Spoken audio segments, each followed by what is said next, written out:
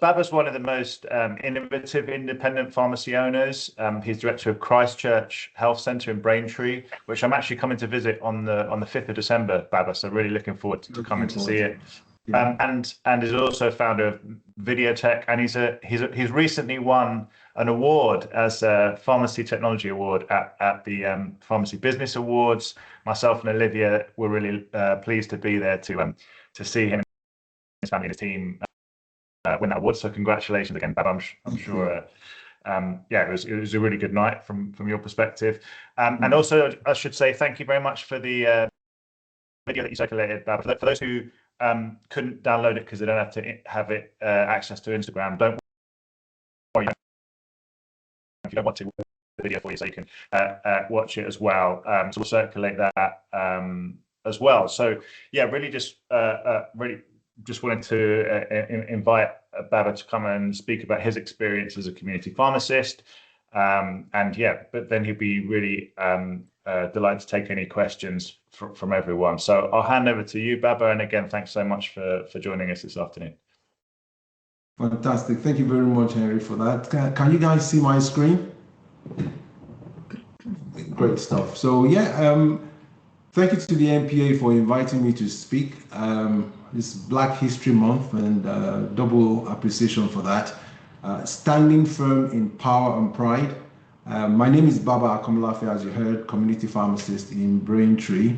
What I'm going to do, I'm going to just take you on a bit of a journey about myself, and then talk about a bit about where I've come from and what my hope for life generally is. And yeah, so my journey started in Camden Town, where I was born in London, and but I was actually made in Lagos, Nigeria. Some of you may know that place in West Africa.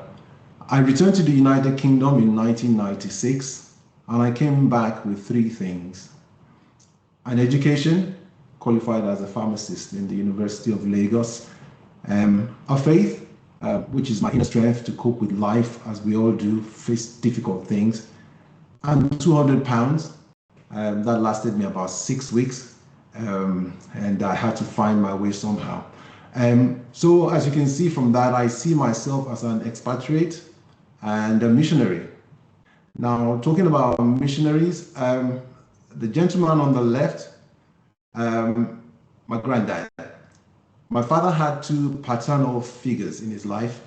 His biological father on the left, who raised him, of course, fed him, and Reverend Mason, a British missionary. Reverend Mason generously supported my father's education by covering his school fees, because my granddad was very poor, and my father was able to repay that money from his first job as a Latin teacher at the same institution. Now, without my dad and without these black and white granddads, I will not be here today. It is important to know who you are and where you have come from. And I'm sure you're thinking, what's salt got to do with this? It's also important to know how you got your content, regardless of what your packaging is. Now, when you go to a restaurant and you're served a meal, the waiter doesn't ask you, would you like your salt served from a white container or from a black container? They simply ask, would you like some salt? Right? That tells me that salt in a white container and salt in a black container is salt. Now, I believe everyone's created equal to be salt and light to their generation. The packaging could be male, it could be female, it could be black, or it could be white. Now, it makes no difference. I take pride in my identity, but I do not identify myself by my packaging, but by my content. We created equal to add flavor and to add taste, to mix. As this gentleman, Martin Luther King Jr., he was the one who had these dreams, would hopefully not be judged by the color of their skin, that's the packaging, but by the content of their character. So for me, I face systematic barriers, and I challenge this daily. But what I face now is nowhere near what Martin Luther King had to face or the previous generations before me, those who had the same packaging like I have. So I choose to maintain pride in the face of these barriers because they're real. Now, I'm going to do a case study. I'm sure you recognize the gentleman on the screen. I'm going to compare myself and Olivier Picard, the chairman of the NPA. I have hair. He has no hair. I'm tall, dark, and handsome. He's tallish, white, and handsome. Now, consider his achievements, which are great, and I'm striving to be like him. But Olivier is a multiple award-winning pharmacist of French descent. I'm a multiple award-winning pharmacist of Nigerian descent. Now, this is the issue. In the system and to the narrow-minded, I'm perceived as an immigrant who has come to take their jobs. Olivier is seen as an expatriate. Now, I choose to see myself as an expatriate. This choice of mindset is my superpower, and it is a choice. Power in how I see myself and not how others see me. Role models and trailblazers like Martin Luther King Jr., Nelson Mandela, and Barack Obama. These are representations of the power of content over packaging. These global icons will never be forgotten in history.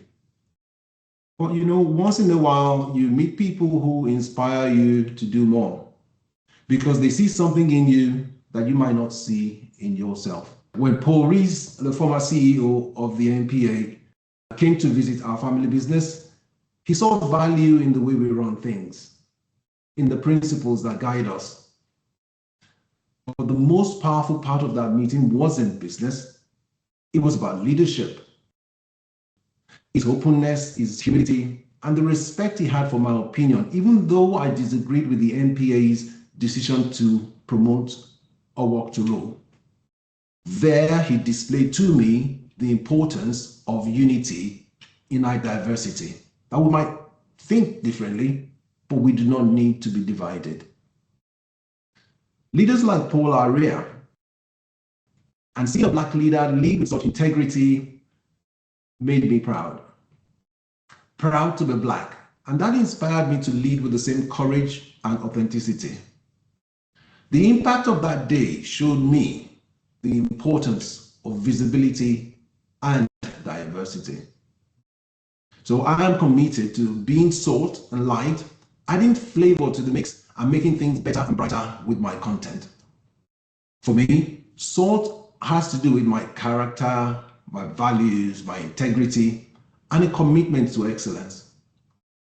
Light has to do with ideas, solutions, and things that I can offer through innovative thinking and visionary leadership. Oh yes, we must challenge inequalities, but we also must showcase ourselves as equals, and we have something to offer in the mix. I'm a strong believer in that saying, let your light so shine that people may see your good works. And I want to use every opportunity I get, like this one, to do just that, despite any adversities and life. The profession of pharmacy as a career, especially or specifically community pharmacy, that is giving me the opportunity to be salt and light in my community here in Braintree. With more services envisaged to move from hospital to community, I envision that community pharmacy will have a more crucial role to play in primary care. And as a mentor once taught me, he said, the opportunity of a lifetime must be grasped in the lifetime of the opportunity. And that's what pharmacy has got to recognize. Because pharmacy is entering a period of extraordinary change. It brings challenges and opportunities. Now, this is my life. Challenges and opportunities. The question is, what are we going to do about it?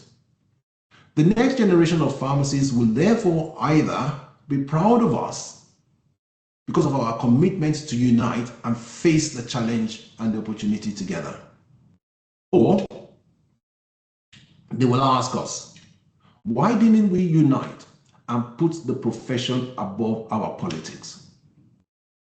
So as I round up, I'm going to leave you with some thoughts. Unity in diversity is important to the human race. Otherwise, everything will be bland. It's so beautiful to see the different shades and colors I see on the screen right now. We may have different colors, but we are one human race. And the same goes for pharmacy. Unity in diversity is important to community pharmacy. We may have more than one membership association or organization, but they all represent one profession. Thank you very much for listening.